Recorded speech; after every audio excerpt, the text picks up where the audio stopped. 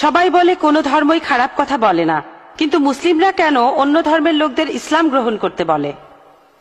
বোন, আপনি বললেন যে আপনি একটা মুসলিম পরিবারের সঙ্গে থাকেন অনেক বছর ধরে, তারপর বললেন যে সব ধর্মে ভালো সব কথা থাকে, কিন্তু মুসলিমরা আমাকে ইসলাম গ্রহণ করতে বলে কেন? পয়েন্ট নাম্বার 1, অন্য যেসব ধর্ম আছে সেগুলো যা বলে তার বেশিরভাগ কথাই ভালো, তবে ইসলাম ভালো কথা বলার পাশাপাশি আপনাকে দেখাবে কিভাবে সেটা অর্জন করতে হয়।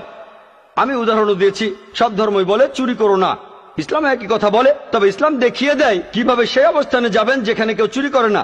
জাকাত দেন, সাহায্য করেন, এরপর কেউ চুরি করলে তার হাত কেটে ফেলেন, তাহলে চুরি করা বন্ধ হয়ে যাবে, কোনো অপরাধ থাকবে না। এজন্যই আমি বলেছিলাম যে ইসলাম ভালো কথা বলার পাশাপাশি আপনাকে দেখিয়ে দেবে কিভাবে সেটা অর্জন করতে হয়।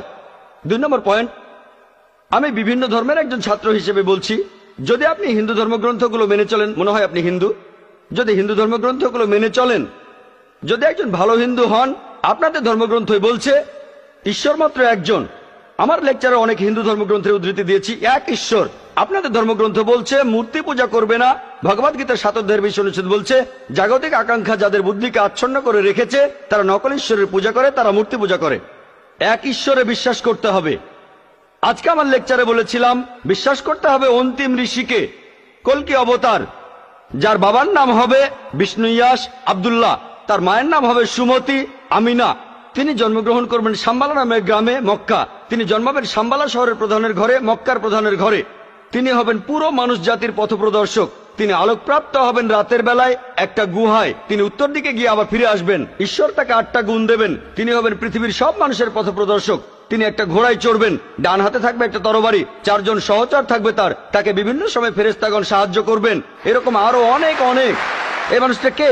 যদি ভালো হিন্দু হয়ে থাকেন তাহলে আপনি এই অন্তিম ঋষিকে বিশ্বাস করবেন, তা না হলে আপনি ভালো হিন্দু নেই।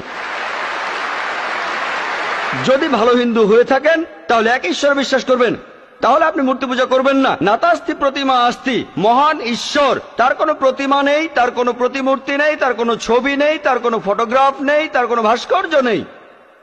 আর আমি বিতর্ক করেছি পণ্ডিতদের সাথে, হিন্দু পণ্ডিত, উনারা শঙ্করাচার্য অনেক, সেখানে আমি কথা বলেছি।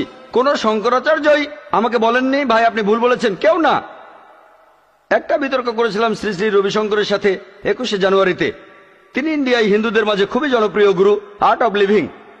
আমি তাকে বলেছিলাম আর্ট অব লিভিং এর শ্রেষ্ঠ বই হলো এই পবিত্র কোরআন। আমি তাকে মুসলিমদের এই আর্ট অব লিভিং এ আমন্ত্রণ জানিয়েছিলাম। আমরা সংখ্যায় এখন 130 কোটি, 130 কোটি মুসলিম। আমি তাকে আমন্ত্রণ জানিয়েছিলাম, যদি তিনি ধর্মগ্রন্থগুলো মানেন, তিনি বেদের উপরে একজন বিশেষজ্ঞ, তাকে এটা মানতেই হবে। একইভাবে বোন, আপনাকে বুঝতে হবে অন্য সব ধর্মগ্রন্থগুলো হয়তো আল্লাহর বাণী আপনি বলছেন, সময় বদলানোর সাথে সাথে সেগুলোও কিন্তু বদলে গেছে। স্বামী বিবেকানন্দ বলেছেন বেদের 99%ই হারিয়ে গেছে, বাকি যে 1% আছে সেটা আমাদের কঠোরভাবে মানতে হবে। কঠোরভাবে মানে অন্তিম ঋষিকেও মানতে হবে। তাহলে কঠোরভাবে মানলে আপনি মুহাম্মদ সাল্লাল্লাহু আলাইহি ওয়াসাল্লামকেও মানবেন, আপনি কোরআনকেও মানবেন। আর আমি আপনাকে এখানে আমন্ত্রণ জানাচ্ছি, এই শান্তির ধর্মে আমন্ত্রণ জানাচ্ছি, যাতে করে আপনি আল্লাহর কাছাকাছি আসতে পারেন।